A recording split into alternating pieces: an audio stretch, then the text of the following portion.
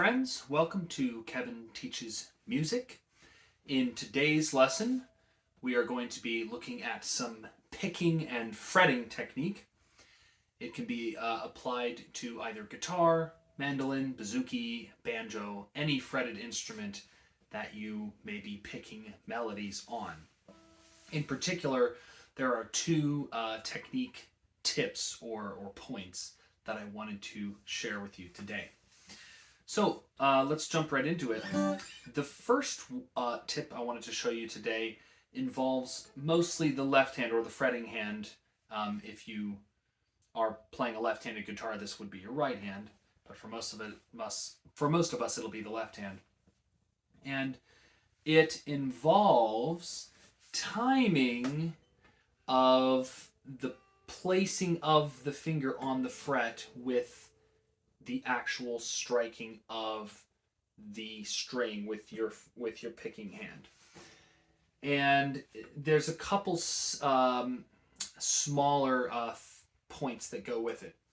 So the main idea is that you want to strike the string at the exact instant that you place the finger on the fret, or at least infinitesimally close to that point. And we don't want to have this finger striking the note before you're hitting it over here, because then you'll get a little shadow or grace note before the main note. So for example, I'll demonstrate how not to do it. Let's say if I was going from this G to this A, 3rd fret to 5th fret. And let's say I'm going... Now, if this finger comes down before the stroke, you heard there was a little blip. It was ba-da-ba. There was a little grace note there. So that's not correct. Now, if we try to time it to land exactly right and left hand together, it'll sound much cleaner. Okay? The key here is getting both motions to be quick and confident and definitive without being tense or strained. So we never want to tense up the muscles in order to accomplish this. We just want to think of a sort of quick burst of energy that comes from the brain and activates in both hands, boop, at the same time, almost like a little jolt of electricity. But it doesn't tense up the hands, right? It's just a quick little burst of energy that allows them to execute the motion at the same exact time, and then the tension dissipates and you have a relaxed second. Well, I say second, but of course you might be playing at a quicker tempo. But ideally, once you've struck the string, the finger holding the string down doesn't continue to press with any great amount of force. Instead, it just sort of hangs out there, with relaxation. So, whoops, that wasn't very good.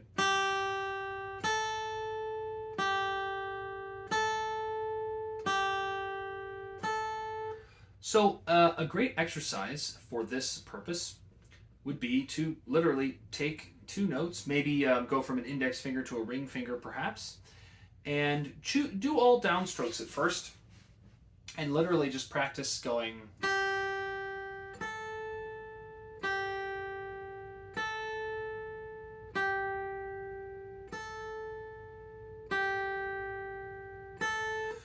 And you want to listen very, very closely, and what you want to do is try to make sure that there's no little shadow or little grace note that's happening before your stroke of your picking hand. So,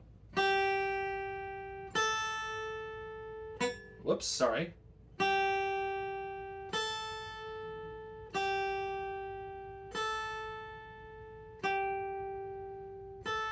Should be perfectly clean.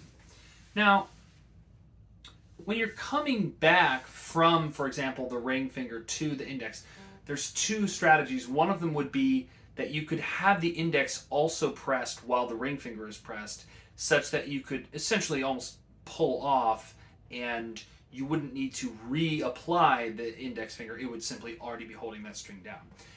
That is a perfectly good approach that a lot of guitarists use, probably without even thinking about it, and perhaps others do think about it.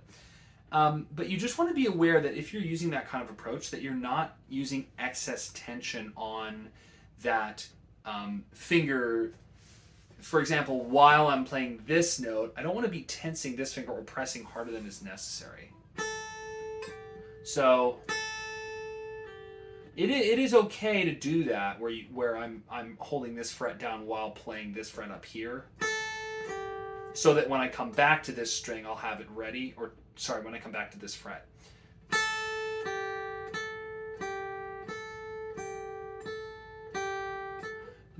That will help your timing on that note, but it's also you just want to be really careful about the tension. And so another nice thing to practice would be to actually let that finger free when you're playing this note, and vice versa. So you're actually fully going from only doing this finger to only doing that finger to only doing this finger to only doing that finger. And so that way you are forcing yourself to practice the same amount of integrity on both fingers, right?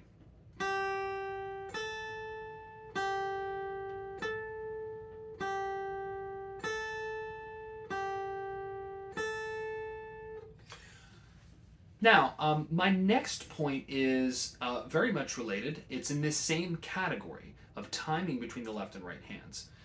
But it's in regard not to the striking of the note, but to the way the note ends. And this is something that I've noticed can be an issue with a lot of guitar players, actually including myself at times when I'm not really focused on it. And that is that our notes are clipped. So we've talked about timing the application of the left hand finger with the stroke of the pick.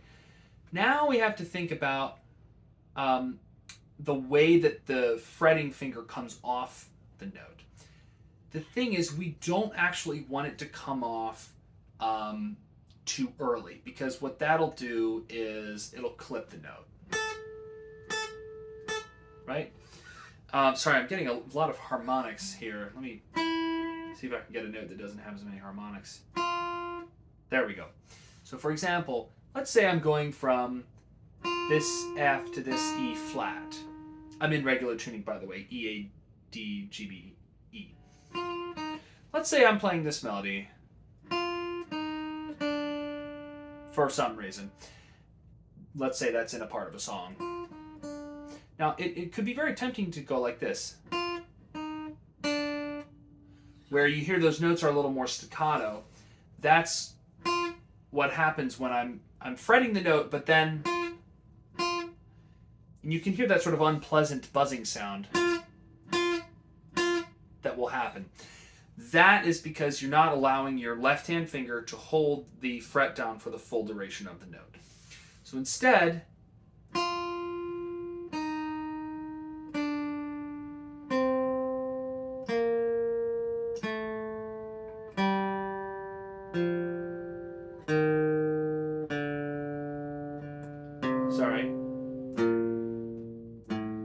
or whatever it may be, that was just a scale.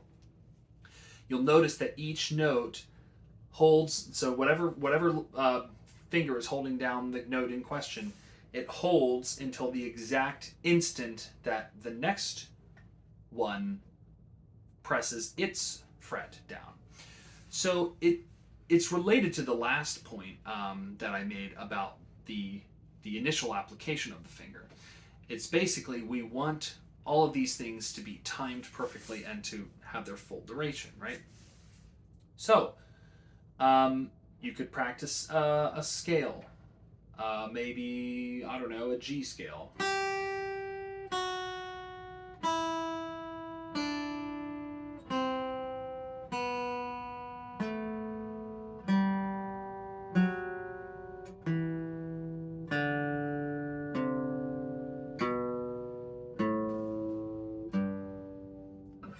And you might say to yourself, well, that's awfully easy. That's awfully basic. Why, I'm past that level. Why would I want to do that?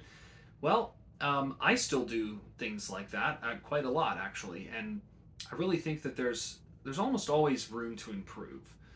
Um, so just be very, very careful and critical, and listen for anything that you might be clipping, right? Where the fretting hand is lifting off the fret earlier than is necessary, or you want to listen for discrepancies in timing between the application of the fretting finger and the stroke of the picking finger. So let's take an example. The tune I played at the beginning of the video, pardon me, is...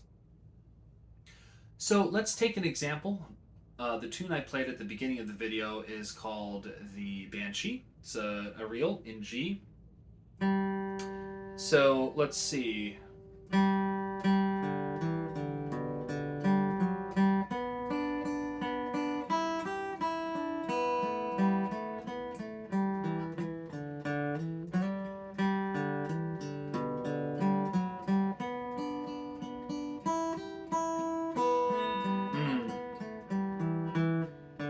You could see there at the end there was a couple little discrepancies that I would want to clean up.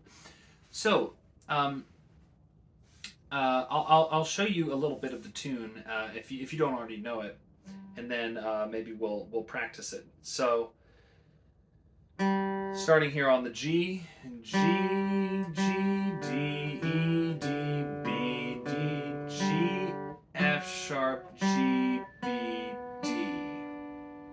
So once again, G, G, D, E, D, B, D, G, F sharp, G, B, D.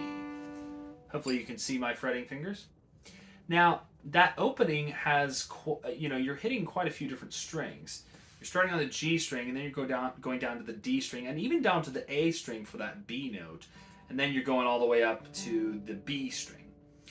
And so this is a nice one to practice, because when you, especially when you hit those open strings, listen and try to make sure you can let those ring as much as possible.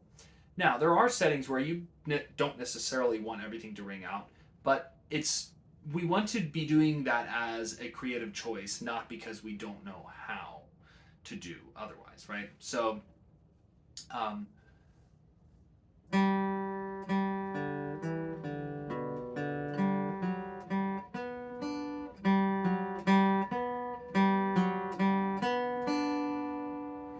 so that beginning, G, G, D, E, D, B, D, G, F sharp, G, B, D, is frankly, it's kind of a minefield for accidentally muting things, if you ask me.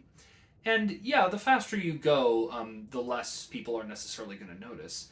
But, that's one thing why playing airs on the guitar can be really nice, because it forces you to hone your technique. So, for example, right at the beginning...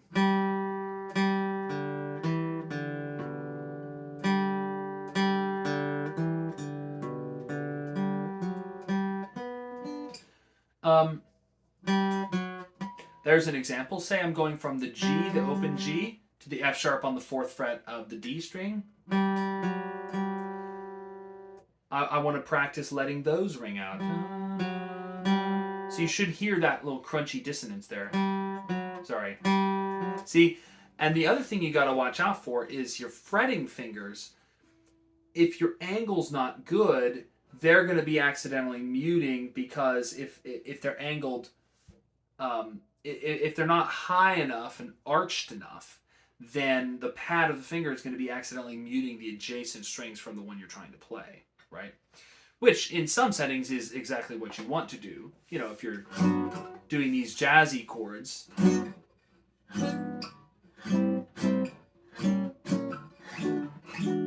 That's how those chords function. But when we're picking, we don't want to do that accidentally, right?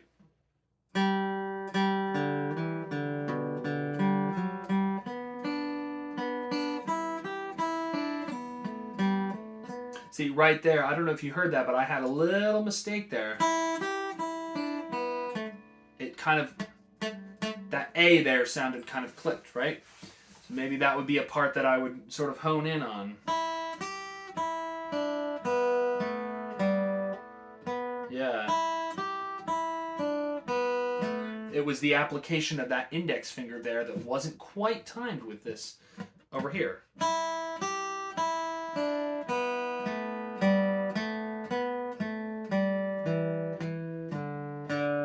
Now I've got it timed a little better, right? So maybe let's play that together. Just that beginning phrase. So G, D, E, D, B, D, G, F sharp, G, B, D. All right, let's try it. 1, 2, ready, go. G, D, E, D, B, D. Sorry, G, F sharp, G, B, D. All right, starting to get the hang of that. Let's try it one more time. And I actually muted a couple things on accident. 1, 2, ready, go.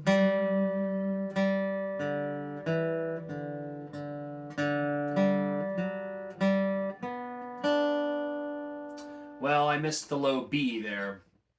Let's do it one more time. 1, 2, 3, 4.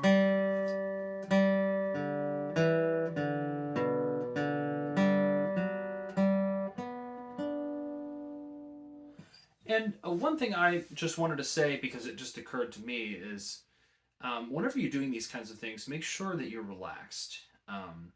Make sure that thinking about all these things can sometimes cause you to tense up. Like, oh, I need to pay attention to this. I need to pay attention to that. Just more important than any of these things is to make sure that whatever you're doing, it's relaxed, both mentally and physically. So. I was sort of getting a bit tense there, and I think that contributed to why I was missing that low note.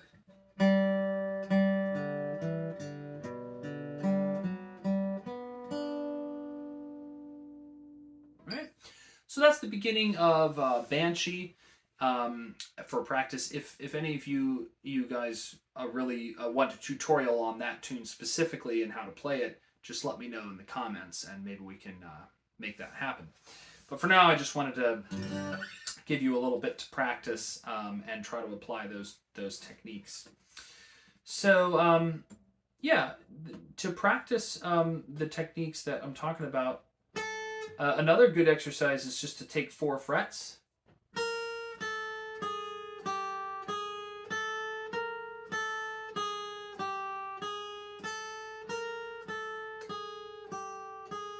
In a row.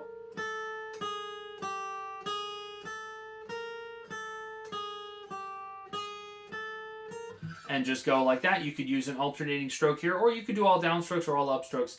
We're not really focusing on the right hand technique right now. We're more focusing on the left hand and how it lines up with the picking. So in that example, I was just going up the 4 frets and then back, but I'm sort of doing each finger individually. So for example, when I go from the finger 1 to finger 2, I don't continue to hold down finger 1, which I discussed earlier in the video. You can do that, but I think for this exercise, it's more useful to treat each finger separately so that your timing gets really, really good.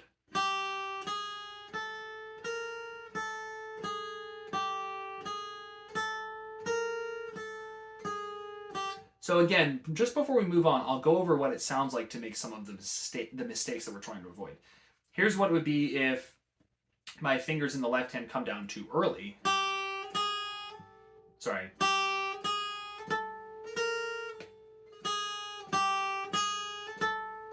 So you got that ba-da, ba-da, ba-doo thing, right? And let's see what happens if they come down too late.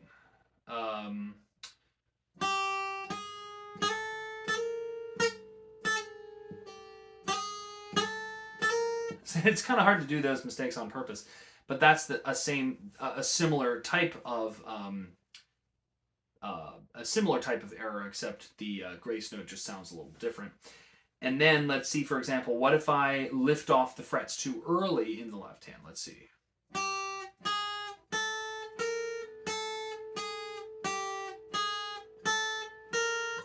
I'll get that clipped sound and that little buzzy, gross little buzzing noise, right? So,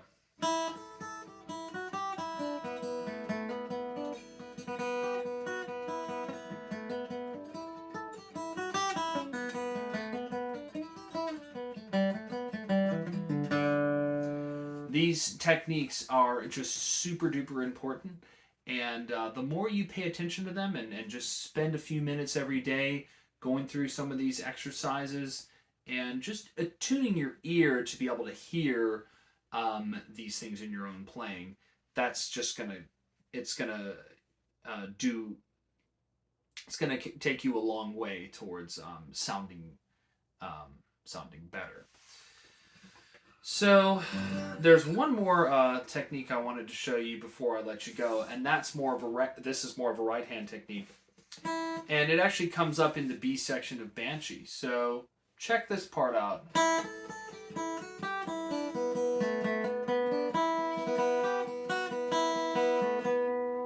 So it's that bad. Now let's ignore the little triplets for now. We can cover those in another video.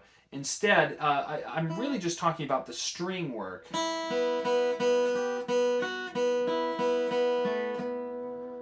Which doesn't sound too crazy when you listen to it, but it's a little tricky. And the reason is that we're doing this little back and forth thing.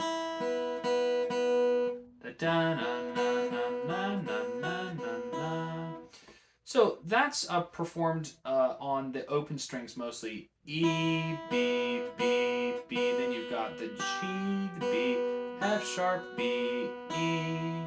So let's just look at that. E, B, B, B, G, B, F, B, E. And when I say F, I mean F sharp. Now, the reason why that's difficult is because our right hand picking pattern must adhere to a strict down, up, down, up, down, up, down, up pattern. Okay, so throughout the entire picking of this reel, and any reel, your right hand should be going down, up, down, up, down, up, down, up, down, up, down, up, down, up, down, up, in perfect time without any variation. Okay? We can get into the triplets another time, but, as a general rule, for example, watch my right hand.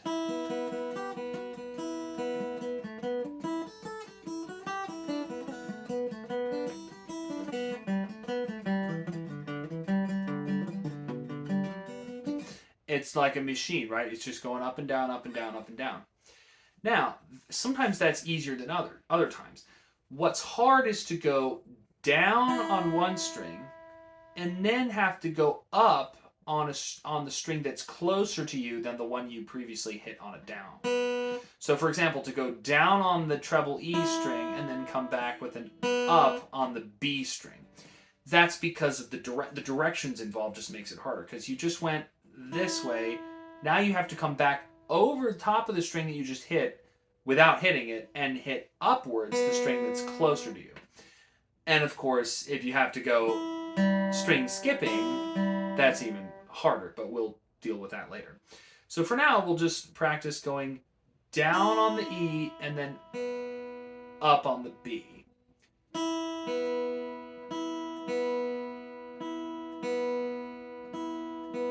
And if you can, try to do it without looking at the strings, right? So I'm looking into the camera right now, which is definitely makes it a bit harder, but not too bad. So that's got to be a down on the E string and an up on the B.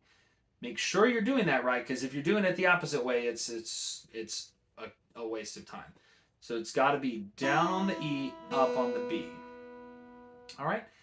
Now, if you feel like you're getting that down, what you can do is add another down and up on the B for a total of 4 notes. So down on the E, up on the B, down again, and up again. So ba-dum, bom, do. That gives you the first part of the phrase. You could maybe loop that, that could be a little practice. Sorry.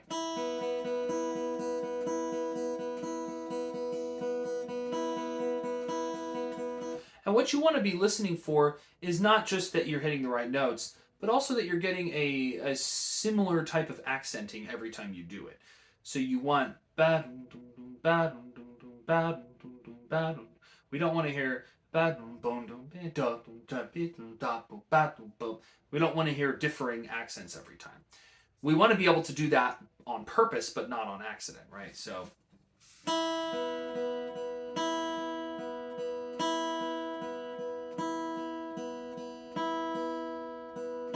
I missed one. And if you feel that you're being inconsistent, then slow the tempo down, right? That's a general rule for anything you're practicing. So now we can add the rest of the riff. So you've got that. Now we're going to go 2 quick back and forths.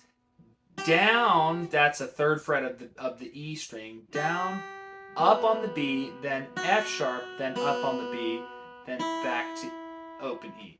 So it's da, do, da, do, da.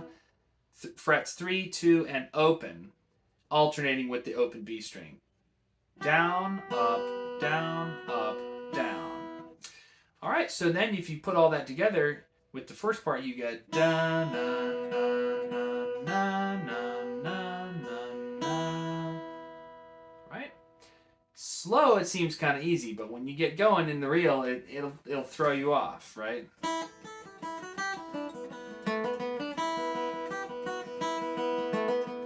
If you haven't specifically practiced that technique, it'll definitely throw you off. So that's my other tip for the day: is practice going. For example, pick a pair of strings.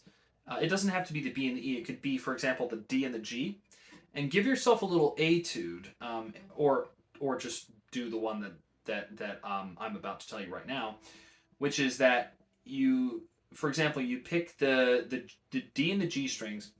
You start on the G string with a downstroke, and then you do up, down, up on the D. So it's down, up, down, up. Sorry, I almost said that wrong. Down, up, down, up, down, up, down, up, down, up, down, up. It's just like what we did earlier on the E and the B.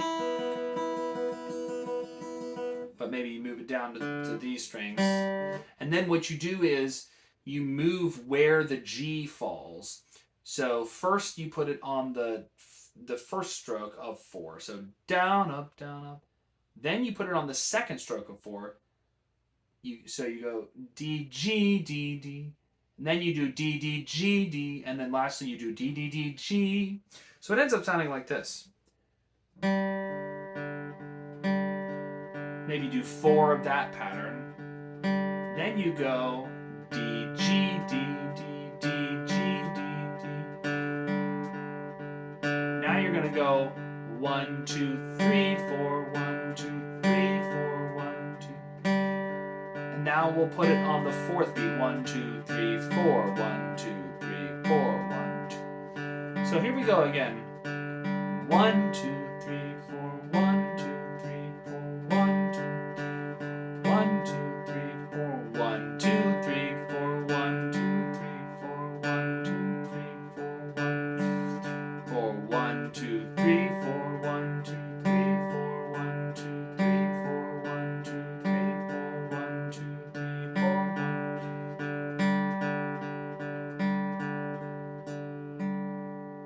And of course, the more you can do this without looking at the guitar, the better. So that's all I have for today. We covered some fretting techniques and things to look out for. Mostly it was about timing between the stroke of the pick and the placement of the fretting finger, as well as the lifting of that finger at the end of the note. And then we also talked about making sure that you're able to maintain a down up stroke pattern even when the arrangement of the strings isn't quite the most optimal for that type of movement. All right, that's all for today. Let me know what you think in the comments, and hope to see you all next time.